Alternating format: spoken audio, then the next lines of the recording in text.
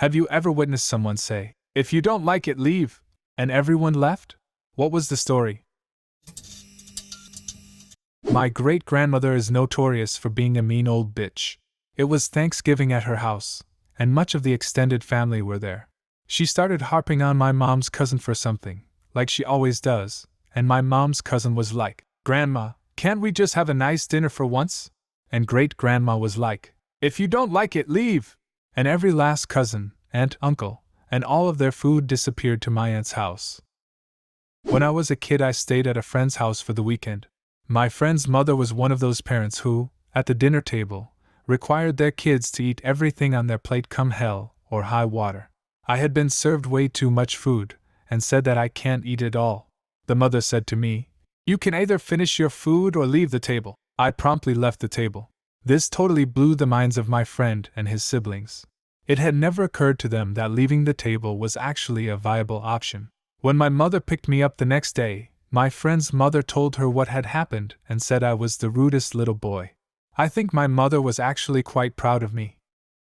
Not exactly, but my sister had a habit of picking fights with people, and when it wasn't going her way, she'd tell them she was removing them from her life. She's done it to boyfriends, longtime friends, sorority sisters. She did it to me twice. The first time, I rolled my eyes because she's younger than me. After the second time, my sister told me, "I'm removing you from my life, you're toxic," and unfriended me and told family I was toxic. In reality, I wasn't letting her be toxic, selfish, and under the influence of whatever she was on with to me, my spouse, or my kids, so she decided it was a good idea to threaten us. I said okay, fine. Per her usual routine, after a few weeks she came around and wanted to pretend she never said the things she said. I didn't respond. She claimed it all was a joke, and she had a right to be in my kids' lives. I haven't spoken to her in 2 years. I honestly do not miss her drama, and it was the best decision for my family. It highlighted how bad the generational dysfunction was in my family, and how it was expected to just overlook bad behavior and people please for everyone else's comfort. I realized that I didn't want my kids to repeat that cycle. I vowed to always put my kids first. I'm not popular in my family right now, but I've never been happier, and this was the first year I got to enjoy holidays without having panic attacks or dread.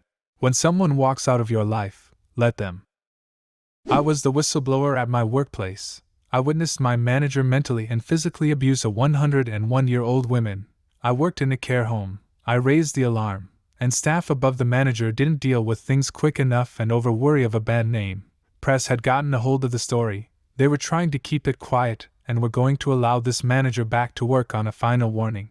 We were a small team, about 8 of us.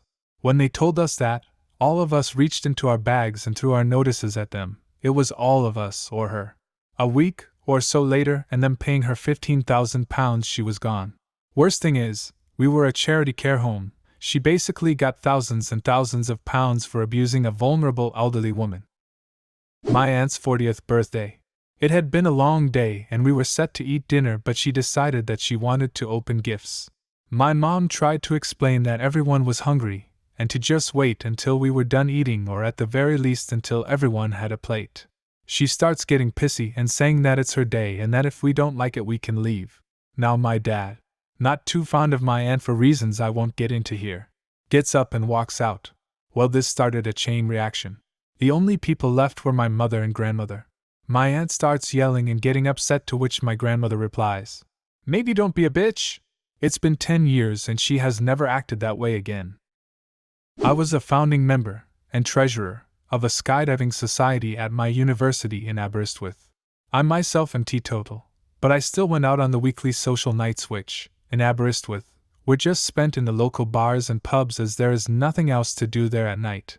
I am pleased to say that my owning a car, so giving people lifts to the drop zone, plus my being teetotal, designated driver nanny on nights out, plus my house being close to the nearest drop zone, 4 hours away, just south of Birmingham, and letting the club sleep there on occasion, had made me rather well liked. We went to one of our usual favorite haunts, only this time the owner was there behind the bar, with one other staff member who looked rather glum, serving, and was in a foul mood. All 25 or so of us went in and ordered drinks. He served 23 of us, then ID'd my friend, even though he was clearly over 18, a student, with 24 other students, a regular, the other staff member vouched for him, etc. Made him walk back to halls to get his passport before he would serve him. This was already eliciting grumbles from the club, but everyone except pubs had to be careful about restrictions and carried on. Then I asked for a glass of water, which he was legally required to provide, I might add. He replied, "I'm not muddying my glasses for some prick who isn't paying." I simply raised my eyebrows, as I had never encountered such a response to a request for a glass of water before. After a moment for it to set in that this guy wasn't making a weird joke, he really wasn't going to give me a glass of water, I turned around to the room of 24 other people. I swirled my finger in the air and shouted, "Skydiving club, drink up! This a-hole won't serve me, so we're leaving." Everybody drank up immediately, and we all left.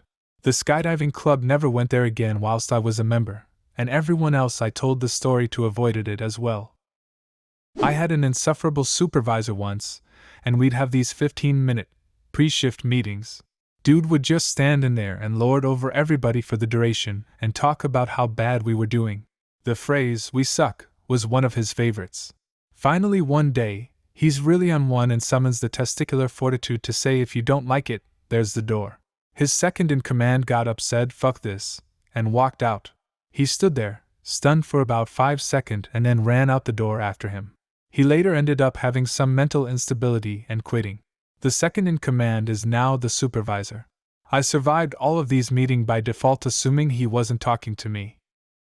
It was a typical 80s teenager house party.